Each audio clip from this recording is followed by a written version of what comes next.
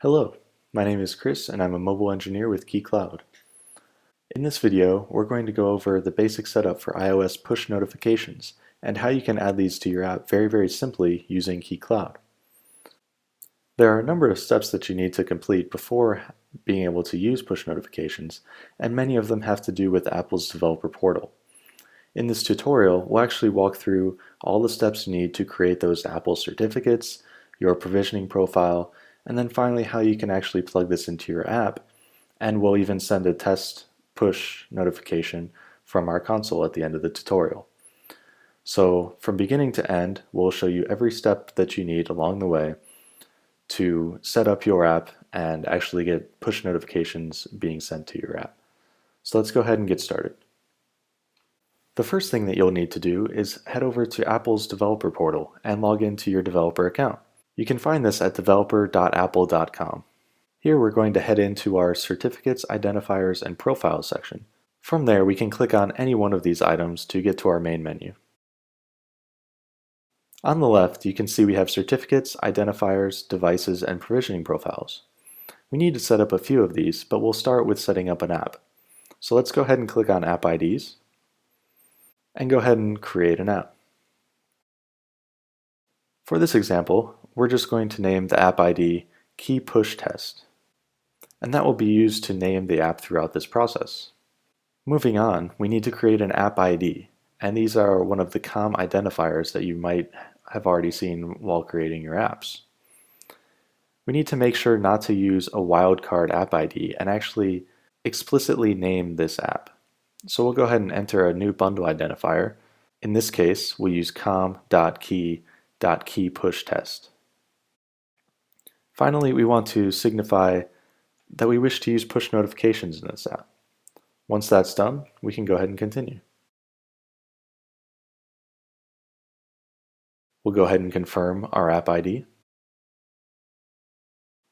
And as you can see, our app ID has been registered successfully. And here it is shown in our menu. You'll notice that it shows push notifications are disabled. We obviously need to fix that to get push working, so let's go ahead and do that now. If we click on Edit, we can go in, scroll down, and find push notifications. You can see that we need to create a certificate, but all this is blocked out. We need to select the check mark next to push notifications to get this working. Now we have the ability to create the certificates that we need to enable push in our application. So let's go ahead and do that now. Here, Apple will give you the instructions that you need to create a certificate signing request. First step in the process is opening Keychain Access, which you can find in your application/utilities directory on your computer. We need to go to the Keychain Access main menu and select Keychain Access, Certificate Assistant, Request a certificate from a certificate authority. This will bring up a dialog to create your certificate. We'll go ahead and enter our email address and the common name, which we'll use the app name that we created in the app ID earlier, which is Key Push Test. We also want to specify that this is the push certificate, not a development certificate. So we'll go ahead and specify that as well in the common name. We'll mark this as Save to Disk and go ahead and continue. And we'll just save this to our desktop for later use.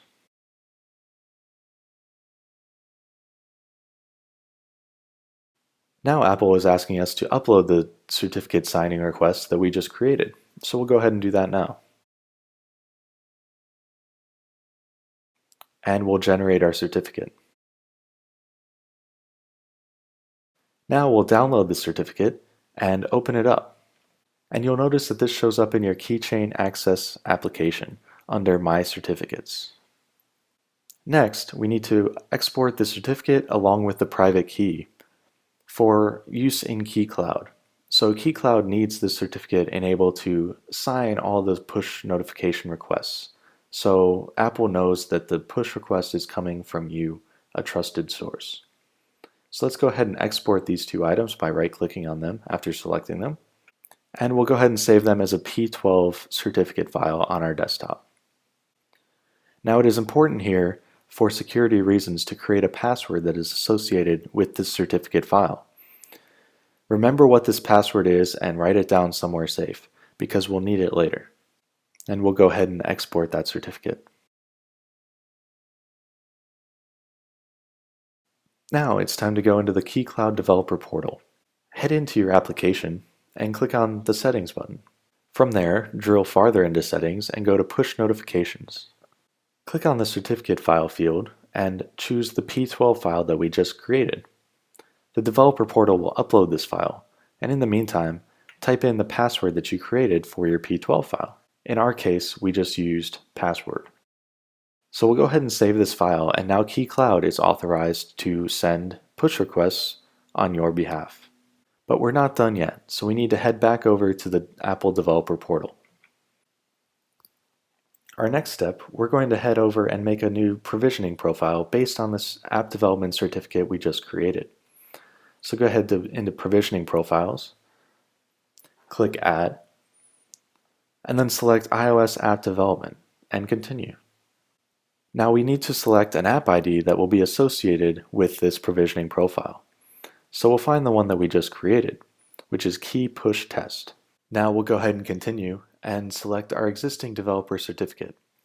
Note that this is not the certificate that we just created, but rather one that is associated with our existing developer account. If you don't have one of these set up already, you might need to go ahead and do that now.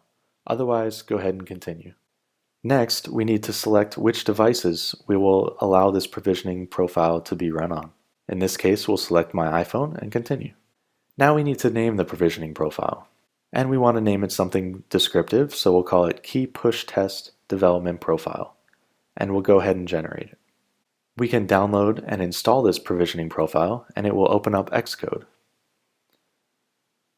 If you'd like to double check, you can open your organizer by going to Window, Organizer, and view the provisioning profiles section on the left. Here we can see Key Push Test Development Profile has been installed and it is valid, meaning it matches one of the certificates within our computer's keychain. So it looks like we're good to go here. Now it's time to actually get into the app. So first things first, we need to make sure our identifier matches what we created on the server. So let's go to keyPushTestInfo.plist, and we're going to manually override our bundle identifier and make sure that it matches what we just created, which in our case is com.key.keyPushTest. Now Xcode knows which provisioning profile to link with this application. We'll go ahead and double check that that's the case by going into our target and into our build settings. Scroll until you see the code signing identity and make sure it matches the provisioning profile that we just created. In this case, Key Push Test Development Profile. We can see that it matches, so we're good to go. Now let's get into the code.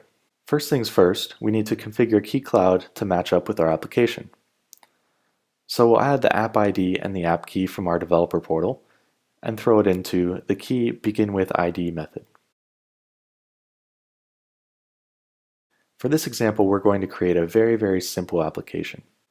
We'll need user management in this, so we'll add a quick registration and authentication view to the app. And we'll have this show anytime a user is not currently authenticated. So in our view controller's viewDidAppear method, we'll go ahead and add the following code. If the user is not logged in, we'll show our login view controller, which is part of Key Toolkit. If you don't know what Key Toolkit is, head over to our GitHub page at github/keyplatform, and it's a great set of tools to build even faster on top of KeyCloud. So whenever a user is not logged in, we're going to make sure that the only thing that they see can be the login view controller. So if the user is logged in, we want to go ahead and enable push notifications for this user and this device. So we'll call the key method enable APNS with development mode. Since we are in development mode, we'll set that to true, and then set the desired notification types that we'll allow this app to have. Next, we'll go back into our app delegate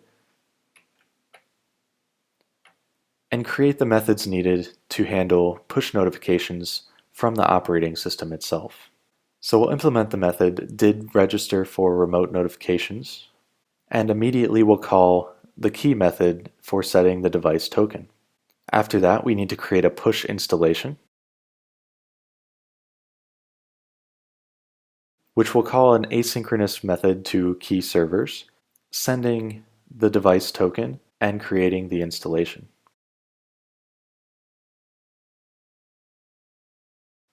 And that's all the code that we'll need to handle notifications. So let's go ahead and run this code and see what it does.